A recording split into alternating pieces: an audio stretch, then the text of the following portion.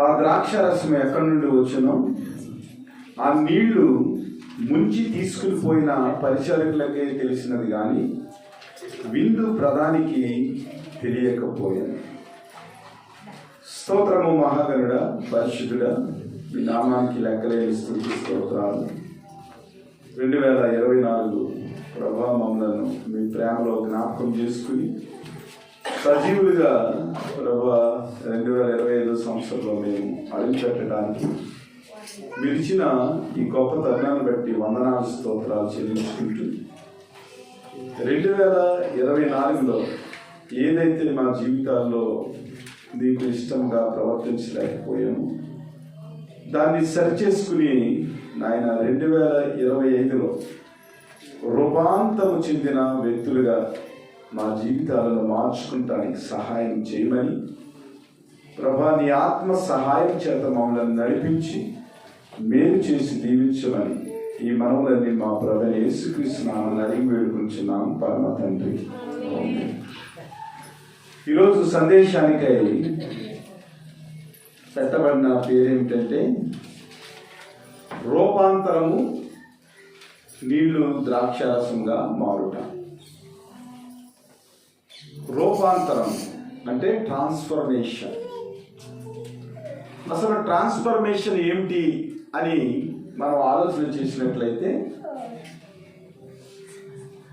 ఉన్న స్థితి నుంచి వేరొక స్థితిలోనికి మారుట. పూర్వకాలంలో మన స్థితి ఏదైతే ఉందో ఆ స్థితి నుంచి, అనగా ప్రాచీన స్థితి నుంచి నూతనమైన స్థితిలోనికి మార్చబడుట, పాత నుంచి కొత్తగా అవుట రూపాంతరం అంటే. ఇంకా మనము లోతుగా ఆలోచన చేస్తే దీన్ని క్రీస్తు యొక్క కృప వలన ఒక పాపి పరిశుద్ధుడిగా మార్చబడుట. క్రీస్తు యొక్క కృప వలన ఒక పాపి పరిశుద్ధుడిగా మార్చబడుట. లేమిలో నుంచి సమృద్ధిలోనికి మనము వెళ్ళుట. అనారోగ్యకరమైన శరీరాల నుంచి ఆరోగ్యకరమైన శరీరాలుగా మన శరీరాలు మారుట. విచారం నుంచి సంతోషంలోనికి మనం ప్రయాణం చేయుట. ఇంక ఇది పెళ్లి ప్రసంగం కాబట్టి విడివిడిగా ఉన్న ఇద్దరు వ్యక్తులు ఒకే వ్యక్తిగా మారటం రూపాంతరం. విడివిడిగా ఉన్న వ్యక్తులు ఒకే వ్యక్తిగా మారటము రూపాంతరం. ఇలాగ రూపాంతరాన్ని ఆత్మీయంగా మనం ఆలోచన చేసినట్లయితే అనేక భావనలు మనము ఈ యొక్క పాఠంలో నుంచి మనం నేర్చుకోవచ్చు. నీళ్లు ద్రాక్షారసంగా మార్చడం గురించి, అనగా నీళ్ళ యొక్క స్థితి వేరు, ద్రాక్షారసం యొక్క స్థితి వేరు. కానీ రెండు కూడా ద్రవాలే, రెండు కూడా లిక్విడ్స్ అన్నమాట. కానీ నీళ్లకున్న రుచికిని ద్రాక్షారసంగా ఉన్న రుచికిని చాలా వ్యత్యాసం ఉంది. అలాగే ఒక వ్యక్తి జీవితంలో ప్రభువైన యేసుక్రీస్తు యొక్క కృప ఆవరించిన తర్వాత ఆ వ్యక్తి జీవితం ఏమవుతుందంటే నీళ్ల నుంచి ద్రాక్షారసంగా మార్చబడుతుంది. ఇది రూపాంతరం. అలాగే అనారోగ్యకరమైన వ్యక్తి ఆరోగ్యకరంగా మార్చబడతారు. దుష్టత్వంలో జీవిస్తున్న వ్యక్తి మంచి విలువలతో దేవుని కృపను అనుభవించగలుగుతాడు. ఇవన్నీ కూడా రూపాంతరానికి సంబంధించిన అనుభవాలు. ఇక్కడ మొట్టమొదటిగా మనం చూసినట్లయితే గలిలయలోని కానాను ఊరిలో ఒక వివాహం జరిగెను. యేసు తల్లి అక్కడ ఉండెను. యేసును ఆయన శిష్యులను ఆ వివాహమునకు పిలువబడేది. అంటే దేవుడు ప్రదేశాలను, వ్యక్తులను,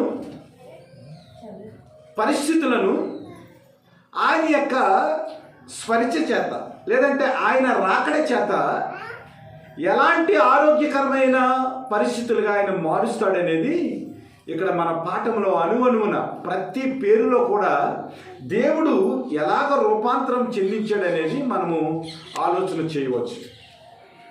గలిలయలోని కానా అనే ఊరు గురించి మనం ఆలోచన చేసినట్లయితే, సొలొమోను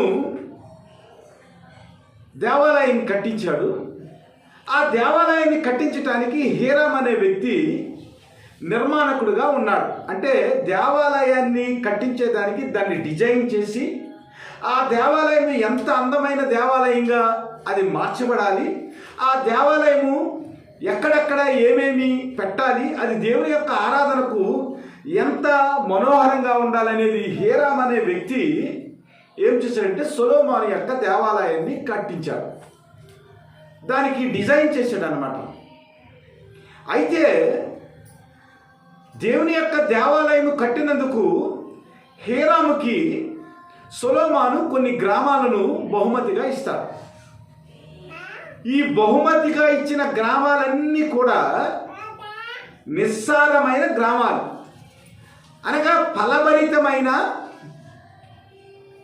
ఆదాయాన్ని కలిగించే ఏ విధమైన సౌకర్యాలు లేని ఒక డ్రాట్ ఏరియా అన్నమాట. అంటే ఏమాత్రం కూడా హీరాముకి సంతోషం లేని గ్రామాలను సొలొమోను ఏం చేస్తాడంటే బహుమతిగా ఇస్తాడు. అంటే పేరుకు బహుమతిగా ఇచ్చాడు, కానీ దానివల్ల ఏమాత్రం ఫలితం లేకుండా హీరాముకి అవుతాడు. హీరాము చాలా బాధపడతాడు. ఏంటి, సొలొమోను నాకు ఒక పని అప్పచెప్పాడు, నేను చాలా జాగ్రత్తగా చేశాను, చాలా సుందరమైన దేవాలయంగా దాన్ని తీర్చిదిద్దాను, కానీ దానికి నాకు మంచి బహుమానం ఇవ్వకుండా ఏంటి ఇలాంటి ఫలభరితము లేని, అలా ఫలాలు లేని స్థలాన్ని నాకు ఇచ్చాడని హీరామ్ చాలా బాధపడి ఆ ఇచ్చిన ప్రదేశానికి ఏం చేస్తాడంటే కాబూల్ అని పేరు పెడతాడు. కాబూల్ అంటే నిస్సారమైన ప్రదేశం. ప్రభు ఏం చేశాడంటే దాన్ని జ్ఞాపకం చేసుకున్నాడు. ఆ హీరామ్ యొక్క బాధను జ్ఞాపకం చేసుకుని ఏదైతే నిస్సారమైన ప్రదేశంగా ఉందో, ఏదైతే ఫలభరితమైన ఫలాలు లేని ప్రదేశంగా ఉందో, ఆ ప్రదేశంలో మొట్టమొదటిసారిగా దేవుడు అక్కడికి వెళ్ళి ఏం చేశాడంటే ఆ ప్రదేశము ఫలభరితముగా ఉండేదానికి, ఎప్పటికీ కూడా దాని గురించి మాట్లాడుకునేదానికి దేవుడు ఏం చేశాడంటే ఆ నిస్సారమైన నిర్జలమైన ప్రదేశాన్ని, కాబూల్ అనగా ఎందుకు పనికిరాని వ్యర్థమైన ప్రదేశానికి మొట్టమొదటిగా ప్రభువైన యేసుక్రీస్తు వారు ఆ కానా విందుకు వచ్చి ఆ ప్రదేశానికి విలువను పెంచారు. మన జీవితంలో కూడా ప్రభువైన యేసుక్రీస్తు వారు అడిగిడితే నిస్సారమైన జీవితాలు, వ్యర్థమైన జీవితాలు, ఎందుకు పనికిరాని జీవితాల్లోనికి ప్రభువుని మనం ఆహ్వానించినప్పుడు అది ఎప్పటికీ కూడా ఫలభరితమైన జీవితముగా దేవుని యొక్క కృపలో మనము బలపడేదానికి అవకాశం ఉంటుంది. ఇది గలిలయలోని కానాను యొక్క పాత నిబంధనకు సంబంధించిన స్టోరీ, సత్యం అన్నమాట. అలాగా ఊరికి ప్రభువైన యేసుక్రీస్తు వారు వచ్చారు. అక్కడ వివాహం జరుగుతూ ఉంది. యేసు ప్రభు వారి తల్లి కూడా అక్కడే ఉంది. అలాగే యేసు ప్రభు వారు ఆయన శిష్యులను ఆ వివాహానికి పిలువబడ్డారు. ద్రాక్షారసం అయిపోయినప్పుడు యేసు తల్లి వారికి ద్రాక్షారసం లేదని ఆయనతో చెప్పగా యేసు ఆమెతో, అమ్మా, నాతో నీకేమి పని, నా సమయం ఇంకను రాలేదని. ప్రభువైన యేసుక్రీస్తు వారు పుట్టిన తర్వాత ఆయన గురించి అనేక విధమైన ప్రవచనాలు చెప్పారు. సుమియోను ప్రవచనం చెప్పాడు, బాప్తిస్మిచ్చే యోహాను ఆయన గురించి ప్రవచనం చెప్పాడు, హన్నా ప్రవచనం చెప్పింది, దేవదూత ప్రవచనం చెప్పింది. ఈ ప్రవచనాలన్నీ నెరవేర్పు కొరకు మరియా యోసేపులో ఆలోచన చేస్తూ ఉన్నారు. ఏమిటి, ప్రభువైన యేసుక్రీస్తు గురించి చాలా విధాలుగా చెప్పారు. ఆయన యాకోబు వంశస్థులని ఏలతానన్నాడు, ఆయన పరిశుద్ధుడు అన్నారు, ఆయన రాజు అన్నారు, ఆయన పాపములను విమోచించి ఇశ్రాయేలును నడిపిస్తానన్నారు. ఇంకా జరగటం లేదని వారు కనిపెడతా ఉన్నారు. మన జీవితాల్లో కూడా దేవుని యొక్క కార్యాలు జరిగేదానికి మనం కనిపెడతా ఉంటాం. ఏమిటి, నేను దేవుని నమ్ముకున్నాను, ఇంకా నా జీవితంలో కార్యాలు జరగటం లేదని. కానీ ప్రభువైన యేసుక్రీస్తు పుట్టిన తర్వాత 30 సంవత్సరాల తర్వాత మరియమ్మ తన హృదయంలో ఏదైతే దాచిపెట్టుకుందో, ప్రభువైన యేసుక్రీస్తుని గురించిన తలంపులు ఏవైతే ఉన్నావో అవన్నీ కూడా ప్రతిరోజు తలపోసుకుని తన హృదయంలో భద్రపరుచుకుంటుంది. దేవుని యొక్క ఆశ్చర్యం కొరకు, దేవుని యొక్క ఆడంబరం కొరకు ఎదురు చూస్తూ ఉంది. యేసుక్రీస్తు గురించి చెప్పబడిన మాటలు ఎప్పుడు నెరవేరుతాయని మరి ఏం చేస్తుందంటే ఆలోచన చేస్తుంది. ప్రభువైన యేసుక్రీస్తు గురించి ఆమెకు తెలుసు కాబట్టి. ద్రాక్షరసం అయిపోయింది విందులో.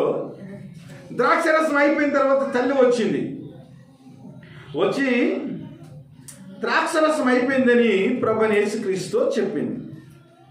ప్రభువైన యేసుక్రీస్తు వారు ఏమన్నారంటే, అమ్మా నాతో నీకేమి పని, నా సమయం ఇంకను రాలేదని. చాలామంది ఏమనుకుంటారంటే, ఏంటి ప్రభువైన యేసుక్రీస్తు వారు తల్లిని ఇలాగన్నారు, నాతో నీకేం పని అని చాలామంది కామెంట్ చేసినట్లుగా మనం చూస్తూ ఉంటాం. అయితే హిబ్రూ బైబిల్లో చూసినట్లయితే అది చాలా సర్వసాధారణమైన మాట. ప్రభువైన యేసుక్రీస్తు వారు తన తల్లిని గౌరవించారా లేదనేది ఆ ముందు మాటను మనం ఆలోచన చేసినట్లే మనకు తెలుస్తూ ఉంటుంది. ఆమెతో అమ్మా నాతో నీకేమి పని, చాలా సౌమ్యంగా మాట్లాడాడు. నాతో నీకేమి పని అనేది ఈ మత్తయి శుభవార్తలో 7 సార్లు ఉంటుంది. ఆయన పస్కాకు రమ్మన్నప్పుడు వారి యొక్క కుటుంబంతో నాతో మీకేం పని, మీరు పస్కాకి వెళ్ళండి, తర్వాత నేను వస్తాను. అలాగా అనేక సందర్భాల్లో 7 సందర్భాల్లో ప్రభువైన యేసుక్రీస్తు వారు నాతో నీకేమి పని అని మాట్లాడినట్లుగా మనం చూస్తూ ఉంటాం. అంటే ప్రభువైన యేసుక్రీస్తు వారు తన తల్లిని ఎంతో గౌరవించి చాలా సౌమ్యంగా మాట్లాడినట్లు ముందరున్న భాగాన్ని బట్టి మనకు అర్థమవుతుంది. అమ్మ అన్నప్పుడే అమ్మ అనే పదము చాలా రెస్పెక్టబుల్ వర్డ్ అనమాట, చాలా గౌరవమైన పదం అది. కాబట్టి ప్రభువైన యేసుక్రీస్తు వారు చాలా చక్కగా చెప్పారు.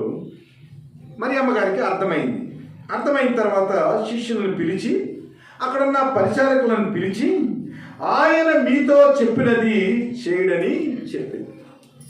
ఎందుకంటే ప్రభువైన యేసుక్రీస్తు వారి గురించి తెలుసు కాబట్టి ప్రభువైన యేసుక్రీస్తు వారు ఏవైతే మీతో చెప్తారో ఆ విషయాన్ని మీరు చెయ్యండి అని అక్కడున్న పరిచారులకు, విందులో పనిచేసే పరిచారులకు ఆమె చెప్పింది. యూదుల శుద్ధీకరణాచారం ప్రకారము 2-3 తూముల పట్టు 6 రాతి బాణలు అక్కడ ఉండేను. యేసు ఆ బాణలను నీళ్లతో నింపుడని వారితో చెప్పగా వారు వాటిని అంచుల మట్టుకు నింపింది. ఈ రాతి బాణలు వివాహంలో ఎందుకు ఉంచబడతాయంటే, యెరూషలేము వీధులు కానీ అక్కడ కానా వీధులన్నీ కానీ ప్రతిదీ కూడా చాలా దుమ్ముతో రాళ్ళతో ఉంటారు. ఎందుకంటే ప్రభువైన యేసుక్రీస్తు వారు పుట్టి ఇంచుమించు 2000 సంవత్సరాల పైన అయింది. ఇప్పటికీ కూడా మన భారతదేశంలో అనేక రోడ్లు దుమ్ముతూ ఉంటాయి. అంటే 2000 సంవత్సరాల క్రితము మనం ఆలోచన చేసినట్లయితే ఇంచుమించు ప్రతి రోడ్డు కూడా ఎలా ఉంటుంది, దుమ్ముతోటే ఉంటుంది.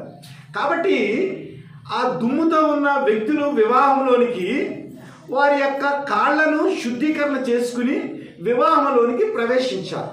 కాబట్టి రాతి బాణలు ఎందుకు ఉపయోగిస్తారంటే, వచ్చిన ఆ వ్యక్తులు మురికితో ఉంటారు కాబట్టి ఆ విందు యొక్క కార్యక్రమంలో పరిచారకులు ఎవరైతే ఉన్నారో, విందు ప్రధాని ఎవరైతే ఉన్నారో వారికి గౌరవార్థంగా ఏం చేస్తారంటే వారు కాళ్లను కడిగి వివాహంలోనికి వారిని ఆహ్వానం చేస్తారు. అందువల్ల రాతి బాణలు యూదుల యొక్క వివాహంలో ప్రతి చోట ఆ శుద్ధీకరణకు అనగా బాహ్యపరమైన శుద్ధీకరణ జరిగేదానికి రాతి బాణలు ఉంచబడ్డాయి. అయితే ప్రభువైన యేసుక్రీస్తు వారు ఏం చెప్పారంటే, ఆ రాతి బాణలను నీళ్లతో నింపుడని వారితో చెప్పగా వారు అంచుల మట్టుకు నింపిరి. అప్పుడు ఆయన వారితో, మీరిప్పుడు ముంచి విందు ప్రధాని యొద్దకు తీసుకుని పొండని చెప్పగా వారు తీసుకుని పోయాను. ఆ ద్రాక్షారసం ఎక్కడి నుంచి వచ్చినో ఆ నీళ్లు ముంచి తీసుకుని పోయిన పరిచారకులకే తెలిసినది కానీ విందు ప్రధానికి తెలియకపోయాను. ఇక్కడ ఒక ఆత్మీయమైన పాఠం ఉంది. రాతి బాణలన్నీ కూడా నీళ్లతో ఎంతవరకు నింపబడ్డాయి? అంచుల మట్టుకు నింపి. దేవుని యొక్క ఆశీర్వాదము మన జీవితాల్లో రావాలంటే మన హృదయం అనే రాతి బాణలను కూడా మనం ఏం చేయాలి? అంచుల మట్టుకు నింపాలి. నీవు ఎంత ప్రార్థన చేస్తే అంత ఆశీర్వాదం వస్తుంది. నీవు దేవునితో ఎంత సహవాసం చేస్తే అంత ఆశీర్వాదం వస్తుంది. దేవుని యొక్క ప్రేమ నీ జీవితంలో నీవు అనుభవించాలంటే ఏం చేయాలంటే మన యొక్క హృదయాలను దేవుని యొక్క వాక్యం చేత ఏం చేయాలంటే అంచుల మట్టుకు నింపుకోవాలి. మనం ఎంత నింపితే అంత మట్టుకు దేవుని యొక్క ప్రేమ మన జీవితాల్లో మనం అనుభవించేదానికి దేవుడు సహాయం చేస్తాడు. కాబట్టి రాతి బాణలను వారు ఏం చేశారంటే అంచుల మట్టుకు నింపింది.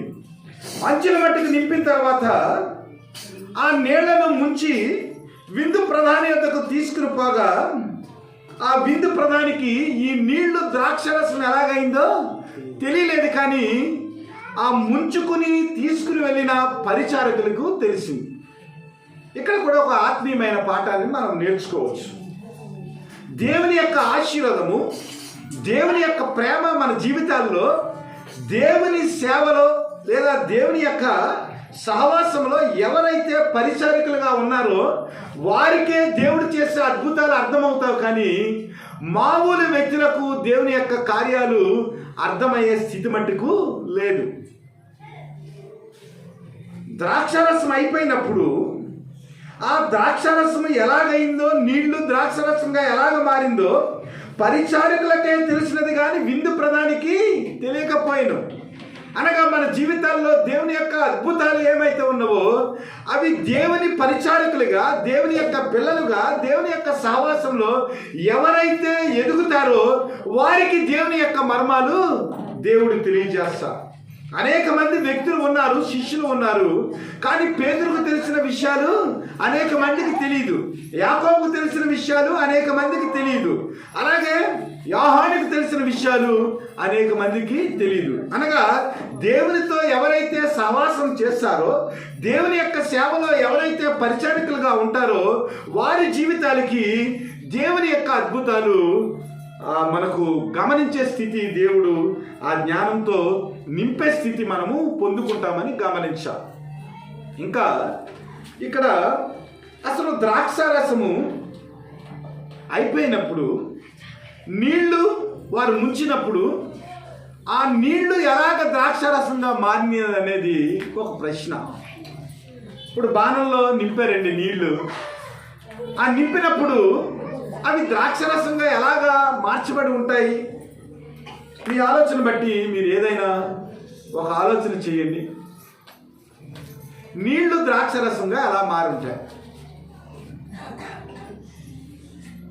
దేవుని యొక్క ప్రేమ మన జీవితాల్లో పొందుకునేదానికి మన శ్రమ ఆశీర్వాదంగా ఎలాగ మార్చబడుతుంది? మన ప్రాచీన స్వభావము నవీన స్వభావంగా ఎలాగ మార్చబడుతుంది?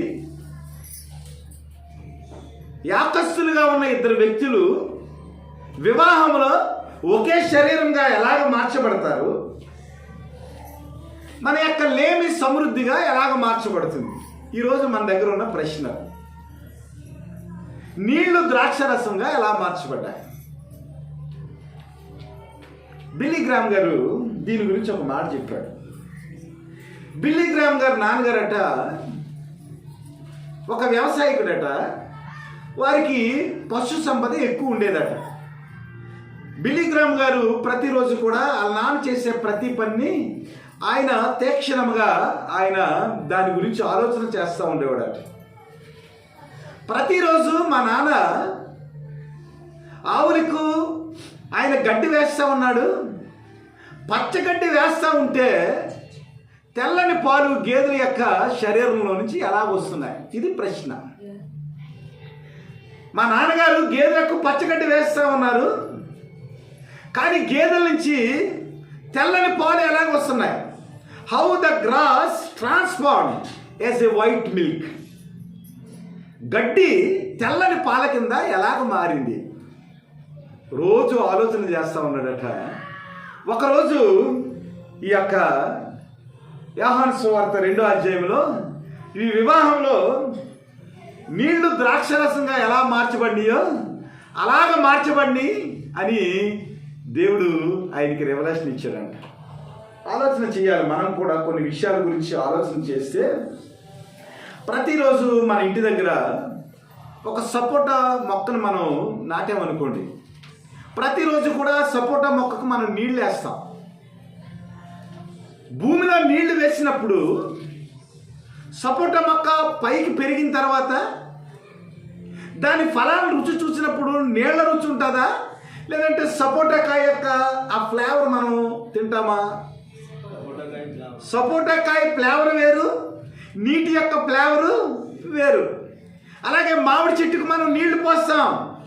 మామిడి చెట్టుకి నీళ్లు పోస్తే మామిడి చెట్టు యొక్క ఫలము ఫ్లేవర్ చూస్తే అది చాలా డిఫరెంట్గా ఉంటుంది. ప్రతి మొక్కలకి మనం నీళ్లు పోసినప్పుడు ఆయా మొక్కల యొక్క స్వభావాన్ని బట్టి ఏం చేస్తారంటే దాని యొక్క ఫ్లేవర్లు మారుతూ ఉంటాయి. కానీ పోసేది ఏంటి? మనం నీళ్ళే. కానీ మొక్కను బట్టి దాని యొక్క స్థితి ఏమవుతుందంటే మార్చబడుతూ ఉంటుంది. అంటే దీన్ని బట్టి మనం ఏమి గ్రహించాలంటే, భూమిలో నాటిన మొక్కను ఇంకా మనం సున్నితంగా పరిశీలన చేస్తే, మనం విత్తనాన్ని నాటుతామండి, సపోటా విత్తనాన్ని నాటుతాం. ఆ సపోటా విత్తనంలో మనకి పువ్వులు కనిపిస్తాయా? ఆ సపోటా విత్తనంలో మనకి కాండం కనిపిస్తుందా? ఆ సపోటా విత్తనంలో మనము నాటేటప్పుడు దాంట్లో ఫలాలు కనిపిస్తాయా? ఏమీ కనిపించవు. మనం విత్తనాన్ని నాటుతాం, కానీ అది పెద్ద ఎదిగిన తర్వాత అది ఏమవుతుందంటే ఒక పెద్ద వృక్షంగా వస్తుంది. తర్వాత పువ్వులు వస్తాయి, పువ్వుల నుంచి మళ్ళా కాయలు వస్తాయి. అంటే దేవుని యొక్క సృష్టిని మనం గమనించినప్పుడు, దేవుని యొక్క జ్ఞానాన్ని గురించి మనం ఆలోచన చేసినప్పుడు, ఆయన ఏదైతే అనుకున్నాడో ప్రతిదీ కూడా ఆయన ముందస్తుగానే 6 రోజులు సృష్టి చేసినప్పుడు అన్నీ కూడా ఆయన సంపూర్తి చేసి 7వ రోజున ఆయన ఏం చేశాడంటే విశ్రాంతి తీసుకున్నాడు. కాబట్టి ఒక భూమిలో పాతిన విత్తనం నుంచి మనము విత్తనంలో ఏమి చూడము, కానీ అది ఎదిగిన తర్వాత అన్నీ చూడగలుగుతాం. అలాంటి సృష్టిని సృష్టించిన దేవుడికి నీళ్లను ద్రాక్షరసంగా మార్చటము అసాధ్యము కాదని బిల్లీ గ్రామ్ గారికి అప్పుడు అర్థమైందంట. అనగా మన జీవితంలో లేమి ఏదైతే ఉందో అది సమృద్ధిగా మార్చబడటానికి, మన జీవితంలో అనారోగ్యం ఏదైతే ఉందో అది ఆరోగ్యంగా మార్చబడటానికి, మన జీవితంలో విచారం ఏదైతే ఉందో అది సంతోషంగా మార్చబడటానికి, ప్రతిదీ కూడా దేవుని యొక్క కృపలో మనం పొందుకోగలమని మనం ఏం చేయాలంటే ఆలోచన చేయాలి. మన ప్రాచీన స్వభావం ఏదైతే ఉందో ఆ ప్రాచీన స్వభావం ప్రభువైన యేసుక్రీస్తులోనికి మన జీవితాన్ని నడిపించుకున్నప్పుడు అది నూతనమైన సృష్టిగా, మన పాత జీవితము గతించి నూతనమైన సృష్టిగా నీళ్లు ద్రాక్షరసంగా ఎలాగైతే మార్చబడ్డాయో, అలాగే మన జీవితము కూడా ప్రభువైన యేసుక్రీస్తుని మన జీవితంలోనికి ఆహ్వానించినప్పుడు ఆయన చెప్పినట్లుగా మన జీవితం అనే ఈ హృదయంలో అంచుల మట్టుకు నీరు నింపినప్పుడు, అనగా వాక్యాన్ని మనము పూర్తిగా నింపినప్పుడు ఏమవుతుందంటే ఆ వాక్యాన్ని మనము చదివి దాన్ని అనుభవించేటప్పుడు ఏమవుతుందంటే మన జీవితము మధురమైన ద్రాక్షారసముగా మార్చబడుతుంది. నీళ్ళ యొక్క రుచి వేరు, ద్రాక్షరసం యొక్క రుచి వేరు. దాని యొక్క రంగు వేరు, ద్రాక్షరసం యొక్క రంగు వేరు. అలాగే మన పాత స్వభావంలో మనం ప్రవర్తించిన తీరు వేరు. అలాగే యేసుక్రీస్తుని నమ్ముకున్న తర్వాత నవీన స్వభావంలో మనం ప్రవర్తించే తీరు వేరు. ఇంకా దీని గురించి లోతుగా మనం ఆలోచన చేసినట్లయితే, ఎందుకు కానాలో ప్రభువైన యేసుక్రీస్తు వారు నీళ్లను ద్రాక్షరసంగా మార్చారంటే, పాత నిబంధన కాలంలో యూదులకి మోషే బాగా తెలుసు. ఎందుకంటే యూదులందరూ కూడా ప్రభువైన యేసుక్రీస్తు కంటే మోషేనే ఎక్కువ వారు నమ్ముతూ ఉంటారు, ధర్మశాస్త్రాన్ని పాటిస్తూ ఉంటారు.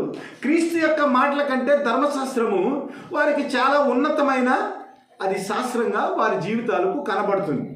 అయితే ప్రభువైన యేసుక్రీస్తు వారు ఆ ధర్మశాస్త్రాన్ని తన శరీరంతో ఆయన నెరవేర్చి, ధర్మశాస్త్రాన్ని పాటించకుండా మీరు నన్ను వెంబడిస్తే చాలు, నా మాటలను మీరు మీ యొక్క జీవితంలో పాటిస్తే చాలని చెప్పినప్పటికీ కూడా వారు ప్రభువైన యేసుక్రీస్తును నమ్మలేకపోయారు. కాబట్టి నీళ్లను ద్రాక్షారసంగా చేయటంలో యేసుక్రీస్తు సాక్షాత్తు దేవుడని దేవుని యొక్క కుమారుడని, పరలోకం నుంచి దిగి వచ్చిన మన్నా ఆయనేనని, జీవాహారం ఆయనేనని వారు తెలుసుకునేదానికి ఆయన ఏం చేశారంటే నీళ్లను ద్రాక్షరసముగా మార్చాడు.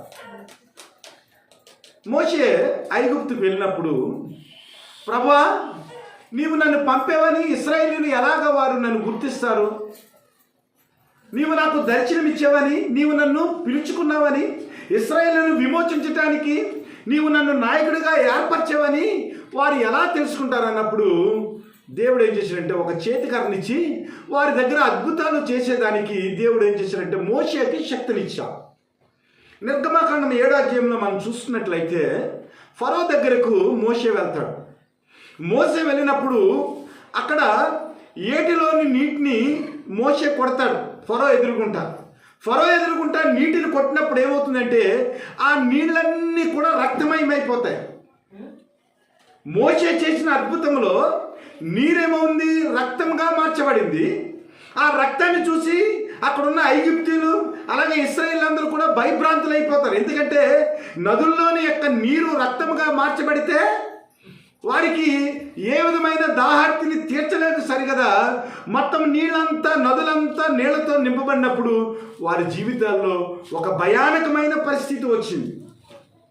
దాన్ని జ్ఞాపకం చేసేదాన్ని అంటే ప్రభు అయిన యేసుక్రీస్తు మోషే కంటే ఉన్నతమైన వాడని, మోషే కంటే శ్రేష్టమైన వాడని, ధర్మశాస్త్రం కంటే దేవుని యొక్క కృప చాలా విలువైందని అక్కడ తెలుసుకునేదానికి, మోషేను జ్ఞాపకం చేసేదానికి దేవుడు ఏం చేశాడంటే నీళ్లను ద్రాక్షరసంగా మార్చాడు.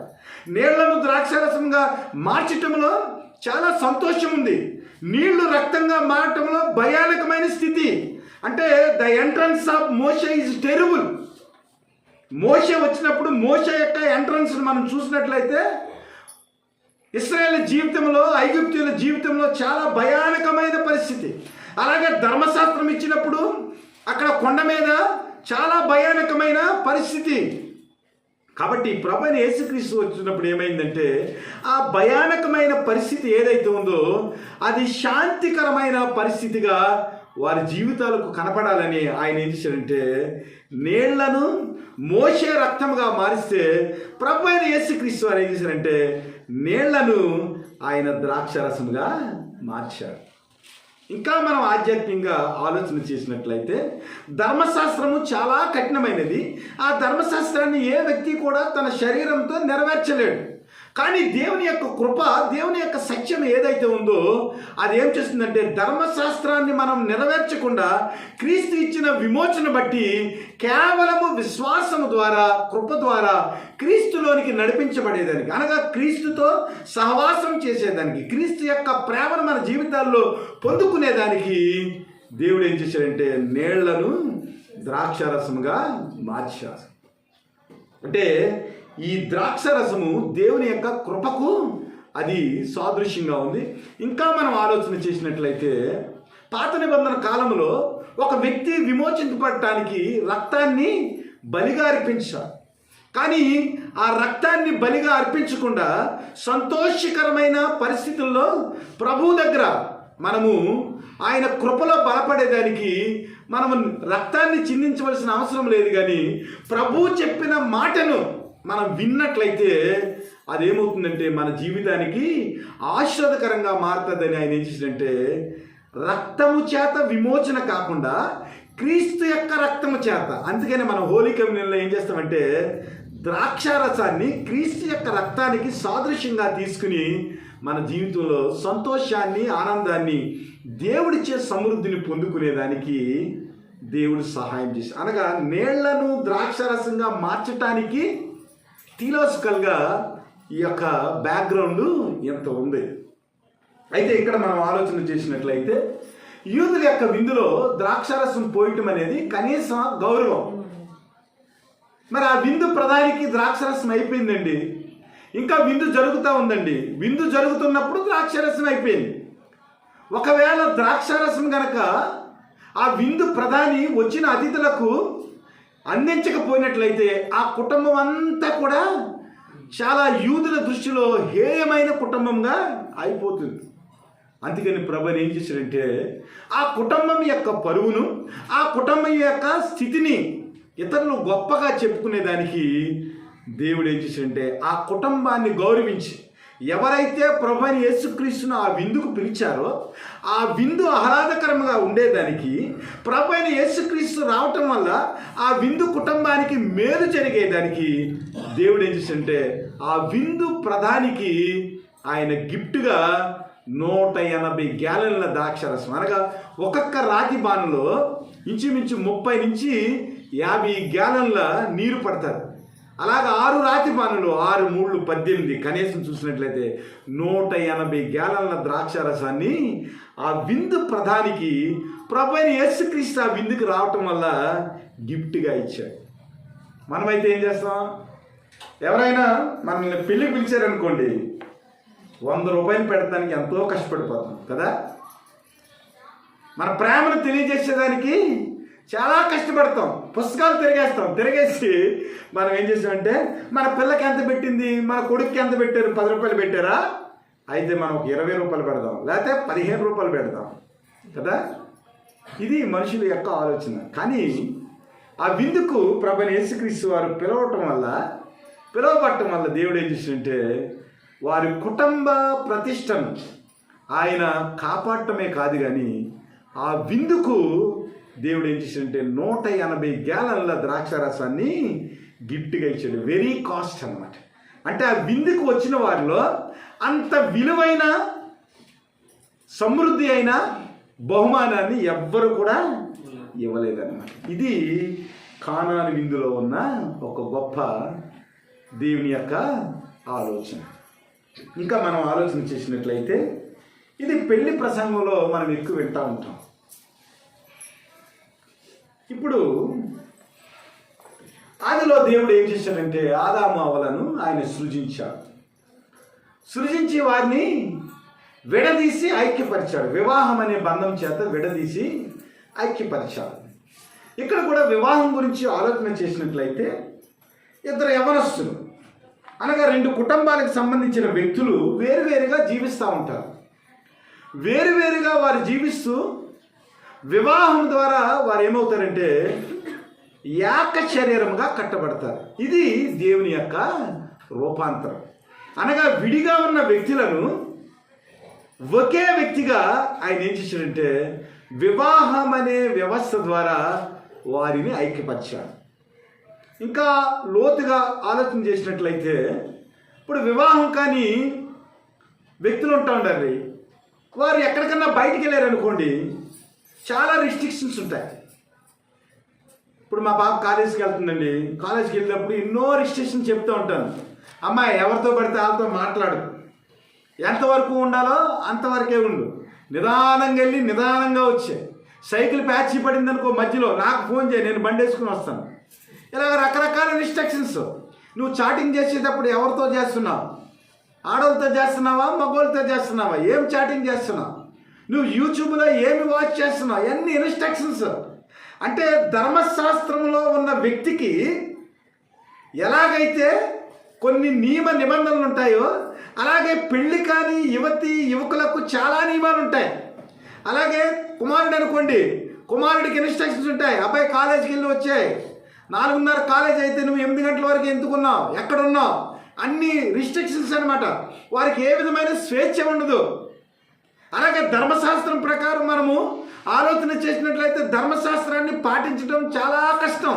ధర్మశాస్త్రము దేనికి సాదృశ్యంగా ఉందంటే వివాహము కానప్పుడు మనకి ఎలాగైతే ఎన్ని రిస్ట్రిక్షన్స్ ఉంటాయో అలాగే ధర్మశాస్త్రం ఉన్నప్పుడు ఈ ప్రపంచంలోని వ్యక్తులందరికీ కూడా దాని యొక్క భారాన్ని మొయ్యలేక వారు ప్రయాసపడుతున్న స్థితి. అదే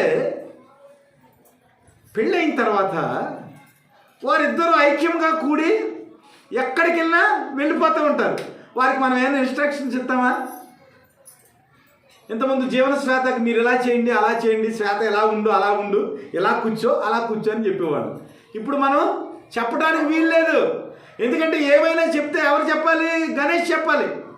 మనం చెప్పడానికి ఏ విధమైన వీలు లేదు. వారిద్దరూ కలిసి ఎక్కడికైనా స్వేచ్ఛగా ఆనందంగా వెళ్ళిపోవచ్చు.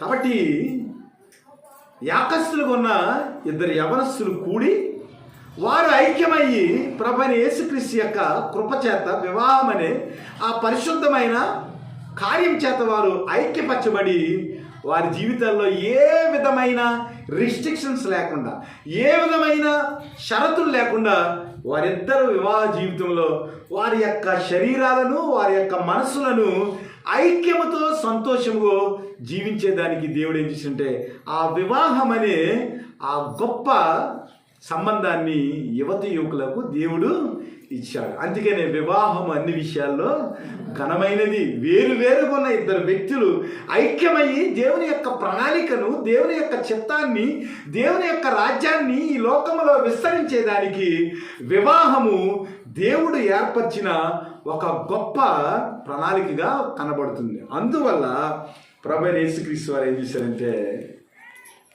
వారి జీవితాల్లో ఎంత సంతోషం కావాలో అంత సంతోషాన్ని వారు అనుభవించేదానికి దేవుడు ఏం చేశాడంటే నీళ్లను ద్రాక్షరసముగా మార్చారు. మన ఆత్మీయమైన పాఠాన్ని గురించి మనం ఆలోచన చేసినట్లయితే ఒక వ్యక్తి పాపిగా ఉన్నాడు. ఈ పాపిగా ఉన్న వ్యక్తికి తన పాపాన్ని గురించిన ప్రయాస చాలా ఎక్కువ ఉంటుంది. ఏదైనా పాపం చేశాడనుకోండి జడుస్తూ ఉంటాడు. నేను ఎలాంటి పాపం చేశాను కాబట్టి నా జీవితంలో చాలా కష్టం వచ్చేస్తుందేమో, ఈ పాపానికి ఫలితాన్ని నేను అనుభవించాలేమని ప్రతిరోజు కూడా మదన పడుతూ ఉంటాడు. తాను చేసిన అతిక్రమాలను బట్టి, తాను చేసిన క్రియలను బట్టి ప్రతిరోజు ఏం చేస్తాడంటే మనస్తాపం చెందుతూ ఉంటాడు. కానీ ప్రభువైన యేసుక్రీస్తుని నమ్ముకున్న తర్వాత స్త్రీ ఎలాగైతే పురుషుని హత్తుకుని సంతోషిస్తుందో అలాగే ఒక పాపి యేసుక్రీస్తు రక్తంలో కడుగబడిన తర్వాత, యేసుక్రీస్తు యొక్క విమోచన తన జీవితంలో వచ్చిన తర్వాత భార్య భర్తను హత్తుకుని ఎలాగైతే సంతోషిస్తుందో, ఒక పాపి క్రీస్తు రక్తంలో కడుగబడిన తర్వాత క్రీస్తులో ఐక్యమై ఆయన ఏం చేస్తారంటే ఆ వివాహంలోని మాధుర్యాన్ని, అనగా క్రీస్తుతో కట్టబడిన ఆ మాధుర్యాన్ని, తన జీవితంలో ఉన్న పాపమంతా చెరిగిపోతుంది, ప్రాచీనమైన స్వభావం అంతా తుడిచివేయబడుతుంది. క్రీస్తులో ఐక్యమైన తర్వాత తన జీవితము నీతిమంతముగా, పరిశుద్ధముగా మార్చబడుతుంది. అది నిజమైన రూపాంతరం. మన జీవితాల్లో క్రీస్తు అడిగిన తర్వాత, క్రీస్తుతో మనం హత్తుకున్న తర్వాత మన జీవితం కూడా పాపకరమైన జీవితము, వ్యధనకరమైన జీవితము, విసారమైన జీవితము ప్రభువైన యేసుక్రీస్తులో సంతోషకరంగా మార్చబడుతుంది. అందుకని రోమాపత్రిక 8:1 మనం చూసినట్లయితే క్రీస్తు యేసునందున్న వారికి ఏ శిక్షా విధియు లేదు. మనం క్రీస్తుతో కట్టబడితే మన ప్రాచీన స్వభావాన్ని వీడి ఆయన పాదాల చెంత మన పాపాలను ఒప్పుకుని మన దురితములన్నింటినీ కూడా ఆయన రక్తంలో కడిగేసుకున్న తర్వాత క్రీస్తులోనికి మనము వెళ్ళినట్లయితే, అదే 2 కొరింథీ 5:5 క్రీస్తు యేసునందున్న వారికి మరి పాతవి గతించి కొత్తవైనట్లుగా మనం చూస్తూ ఉంటాం. అనగా మన జీవితంలో క్రీస్తు యొక్క రాకడ వలన, క్రీస్తు యొక్క వాక్యాన్ని మన జీవితంలో పాటించడం వల్ల ఏమవుతుందంటే మన ప్రాచీన స్వభావం పోయి నూతనమైన స్థితిలోనికి, అనగా నీళ్లు ద్రాక్షరసంగా ఎలాగైతే మార్చబడ్డాయో, ఒక యువతీ యువకులు ఎలాగైతే వివాహం ద్వారా ఐక్యం కాబడ్డారో అలాగే ఒక పాపి క్రీస్తుతో ఐక్యం కాబట్టడం వల్ల తన జీవితంలో నిజమైన సంతోషము, నిజమైన ఆనందము, నిజమైన క్రీస్తు యొక్క స్థితి, పరిశుద్ధమైన స్థితి వచ్చి ఆ వ్యక్తి నూతన స్వభావంగా మార్చబడతాడు. దీని గురించి ఇంకా మనం ఆలోచన చేసినట్లయితే మరి మన జీవితంలో మార్చబడిన తర్వాత, క్రీస్తుతో కట్టబడిన తర్వాత అనునిత్యము పరిశుద్ధంగా మనం జీవించేదానికి కొన్ని దేవుడు మనకు వాక్య రూపంలో పొందుపరిచాడు. క్రైస్తవ జీవితము ప్రతిరోజు కూడా రూపాంతరం చెందాలి. మనం బాప్తిస్మం తీసుకున్నప్పుడు, క్రీస్తుని అంగీకరించినప్పుడు స్థితి కంటే ఒక 2 సంవత్సరాలు పోయిన తర్వాత మన స్థితిలో పరిశుద్ధత కనపడాలి, మన స్థితిలో యథార్థం కనపడాలి, మన స్థితిలో సత్యం కనపడాలి, మన స్థితిలో క్రీస్తు యొక్క స్వరూపం కనపడాలి. అలా కాకుండా మరలా మనం ప్రాచీన స్థితికి పోయేవారిగా ఉండకూడదు.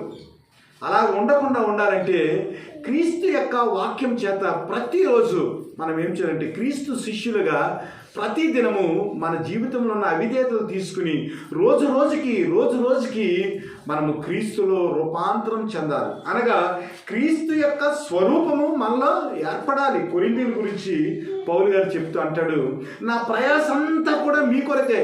ఏంటంటే అది క్రీస్తు యొక్క స్వరూపం మీలో రావాలని నేను ఎంతో వేదన పడుతున్నానని అక్కడున్న కొరింథీయుల యొక్క జీవితాన్ని బట్టి పౌలు బాధపడుతున్నట్లుగా మనం చూస్తాం. కొరింథీయుల గురించి రాసినప్పుడు పరిశుద్ధమైన కొరింథీయులుగా, నీతివంతమైన కొరింథీయులుగా కనపడతారు.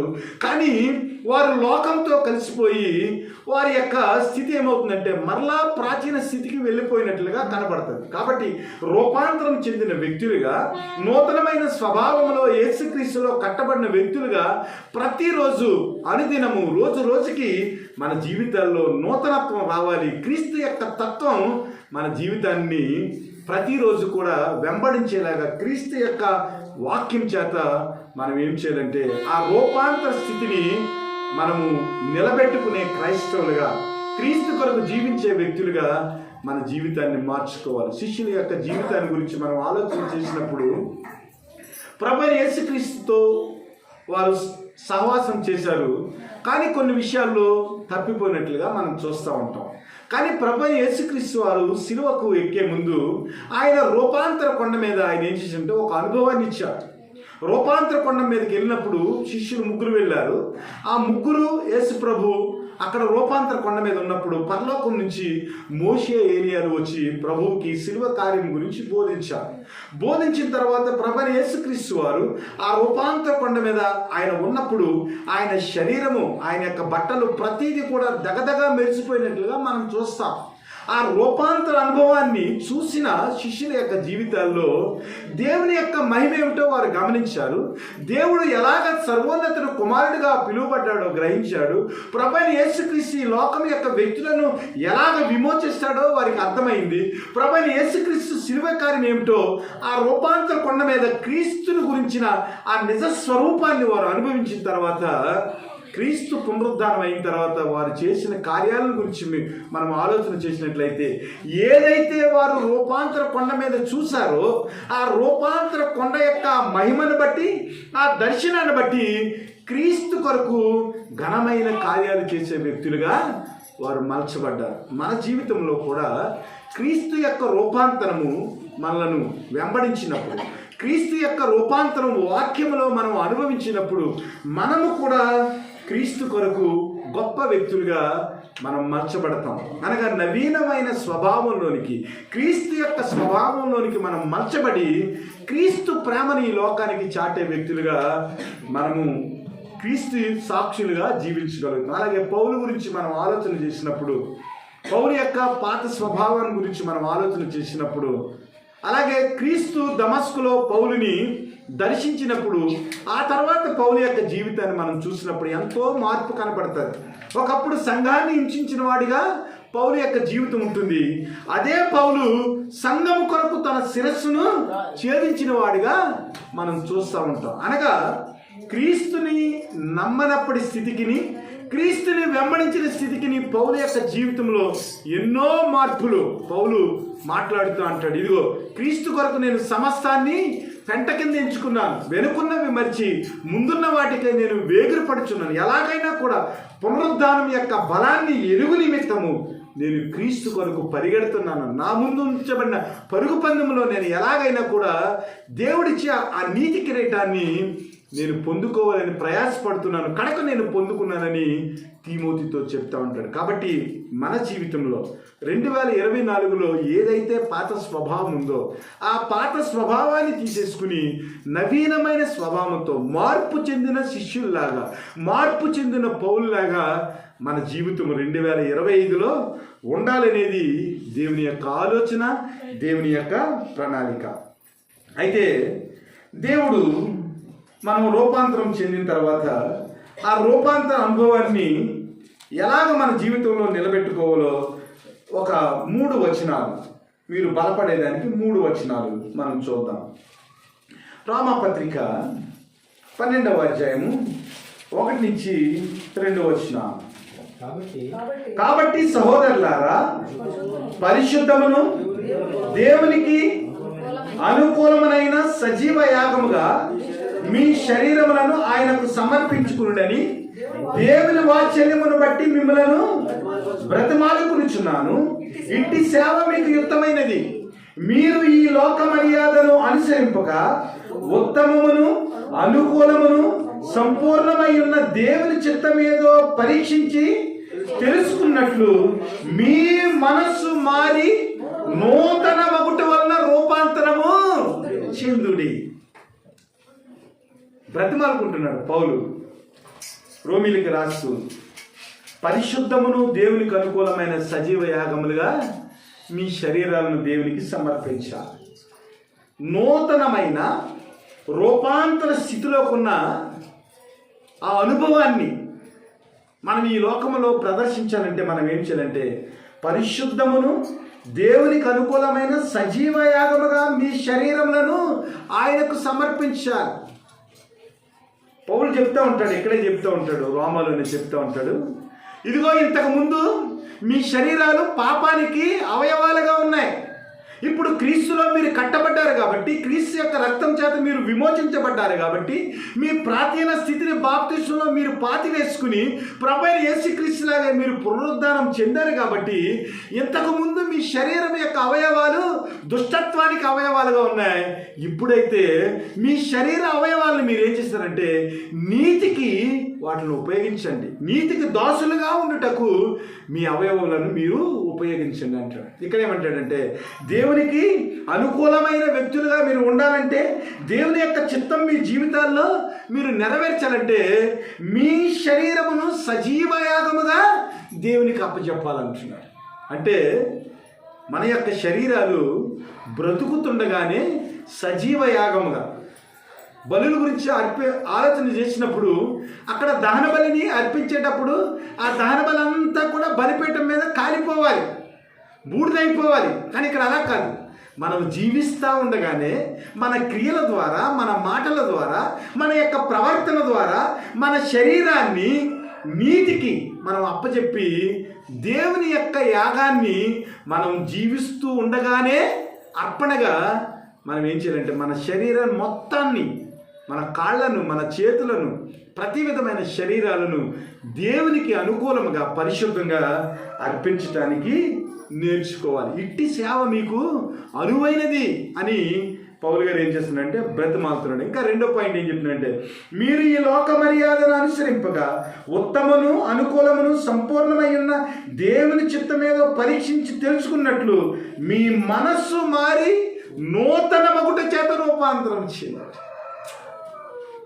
ఎక్స్ప్లెయిన్ చేస్తే ఎంత పాఠమవుతుందో. దేవుని యొక్క చిత్తాన్ని మనం నెరవేర్చాలంటే ఈ లోక మర్యాదను మనం అనుసరించకుండా దేవుని యొక్క చిత్తమేదో తెలుసుకుని మన మనస్సును మార్చుకుని, మన మనస్సును నూతనమైన దానిగా మనం మార్చుకుని, నీళ్లు ద్రాక్షరసంగా ఎలాగైతే మార్చబడ్డాయో రుచికరంగా, అలాగే మన మనస్సు దేవునికి రుచికరంగా మార్చుకుని మనం రూపాంతరం చెందాలి. ఈ లోక మర్యాదను అనుసరించక మనం 1వ కీర్తన మనం చదువుకున్నాం, దుష్టుల ఆలోచన చెప్పున నడువక నిలవక కూర్చుటక దివారాత్రమును దాన్ని ధ్యానించువాడు ధన్యుడు.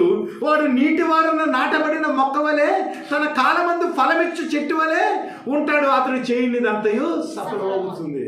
అంటే నూతనముగా మార్చబడిన మనము క్రీస్తు యొక్క వాక్యాన్ని, క్రీస్తు యొక్క మాటను శిష్యులు ఎలాగైతే, పరిచారకులు ఎలాగైతే క్రీస్తు చెప్పినట్టుగా చేసి ఆ నీటిని ద్రాక్షరసంగా మార్చడానికి ఎలాగైతే సహకారిగా ఉన్నారో, మన జీవితాన్ని కూడా దేవుని యొక్క వాక్యమైన ఆ నీటి దగ్గర మనం నాటబడిన వ్యక్తులుగా ఉన్నప్పుడు ఏమవుతుందంటే, తన కాలమందు దేవుడు ఎప్పుడైతే మన జీవితంలో ఫలాలు ఇవ్వాలనుకున్నాడో, చెట్టు పెద్దదైన తర్వాత ఎలాగైతే కాయలు కాస్తుందో తన కాలమందు మనము కూడా దేవుని యొక్క వాక్యంలో మన జీవితాలను కట్టుకున్నప్పుడు తగిన సమయమందు మనము ఫలించే చెట్లుగా ఉంటాం.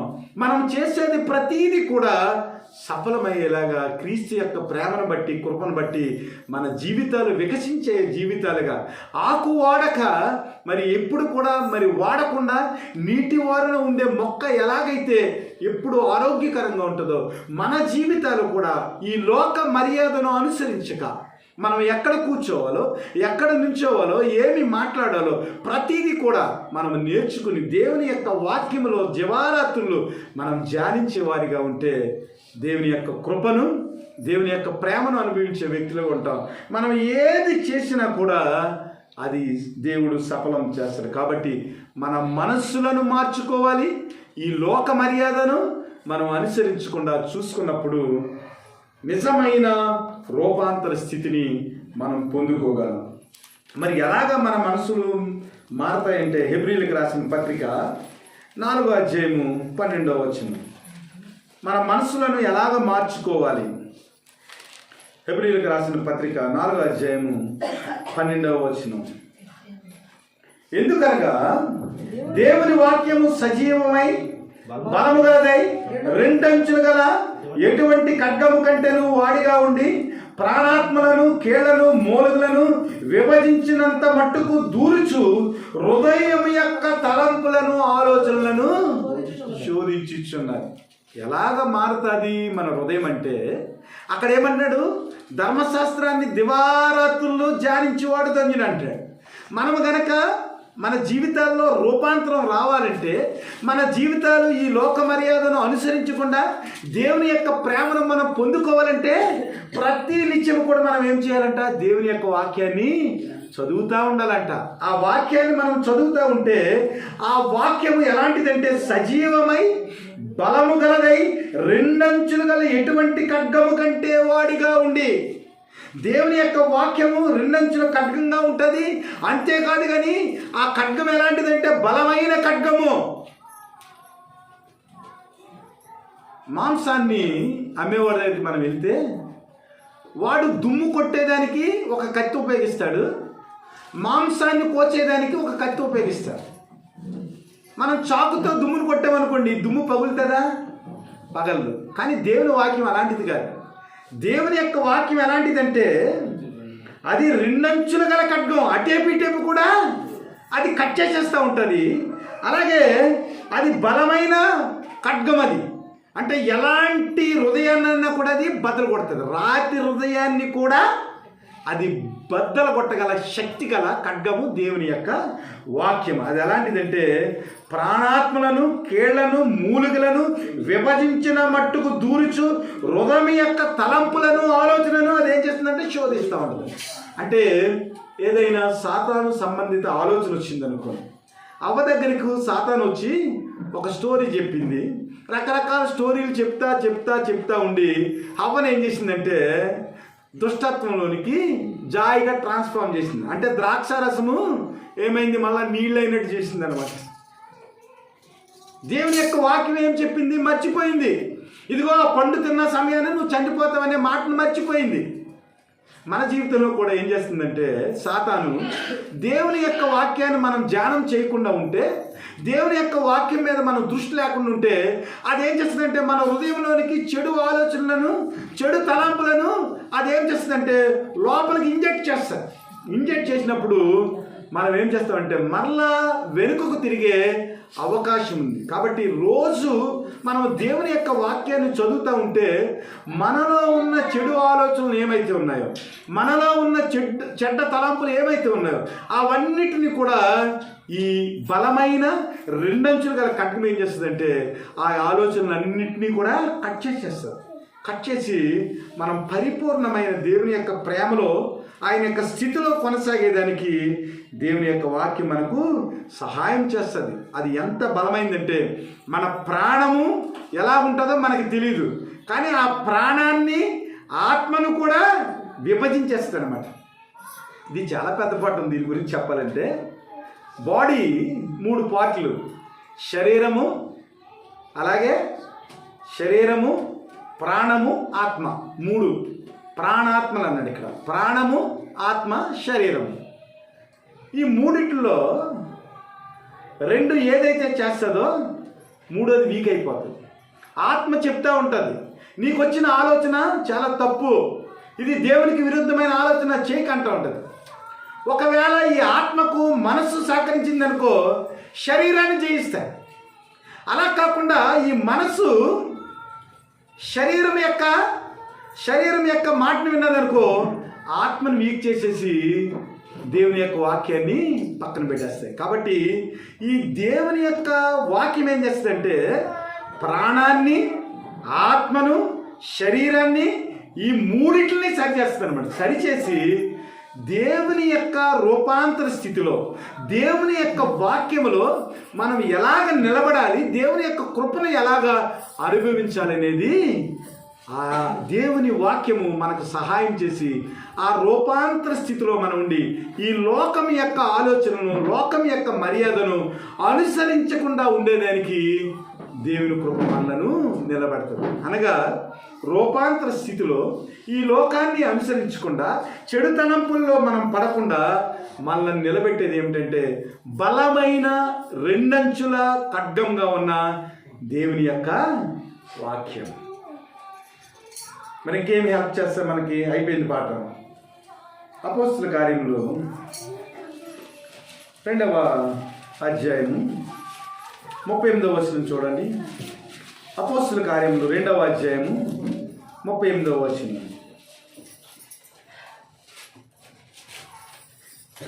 పేతురు, మీరు మారు మనసు పొంది పాప క్షమాపణ నిమిత్తము ప్రతివాడు యేసుక్రీస్తు నామమున బాప్తిస్మం పొందుడి, అప్పుడు మీరు పరిశుద్ధాత్మను వరమును పొందుదురు. అంటే మన జీవితంలో మన రుచిని పోగొట్టుకోకుండా, దేవుడిచ్చిన నూతన స్వభావాన్ని పోగొట్టుకోకుండా, దేవుడిచ్చిన సంతోషాన్ని మనం పోగొట్టుకోకుండా ఉండాలంటే మనం ఏం చేయాలంటే మారు మనసు పొంది పాప క్షమాపణ నిమిత్తము ప్రతివాడు యేసుక్రీస్తు నామాన్ని బాప్తిస్మం పొందాలి. పొందినప్పుడు ఏమవుతుందంటే పరిశుద్ధాత్మ అనే వరము మనకు అనుగ్రహించబడతారు. ఈ పరిశుద్ధాత్మ అనే వరము ఎప్పుడైతే మనకు అనుగ్రహించబడిందో ఈ పరిశుద్ధాత్ముడు మనల్ని ఏం చేస్తాడంటే ప్రభువు ఏదైతే మాటలు చెప్పాడో ఆ మాటల ద్వారా మన జీవితాన్ని కట్టుకునేదానికి ఆయన ఏం చేస్తాడంటే సర్వ సత్యంలోనికి మనల్ని నడిపిస్తాడు. ప్రభువైన యేసుక్రీస్తు వారు ఆరోహణం అయిపోతూ శిష్యులను పిలిచి, ఇదిగో నేను ఆరోహణం అయిపోతున్నాను, తండ్రి దగ్గరికి వెళ్ళిపోతున్నాను, నేను ఏ మాటలైతే చెప్పానో ఆ మాటలే మీకు చెబుతూ వాటిని జ్ఞాపకం చేస్తూ ఆయన ఏం చేస్తారంటే నా మాటలను బట్టి, సత్యమైన నా మాటలను బట్టి మీరు సర్వసత్యంలోనికి నడిపింపబడేదానికి పరిశుద్ధాత్మ దేవుడు మీకు అనుగ్రహించబడతాడు.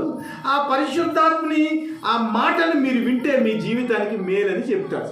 అనగా మనం చదివిన వాక్యం ఏదైతే ఉందో ఆ వాక్యం అనే సత్యాన్ని మనం అర్థం చేసుకుని క్రీస్తు యొక్క సర్వసత్యంలోనికి మనం నడిపింపబడేదానికి పరిశుద్ధాత్ముడు మనకి ఏం చేస్తాడు? సహాయం చేస్తాడు.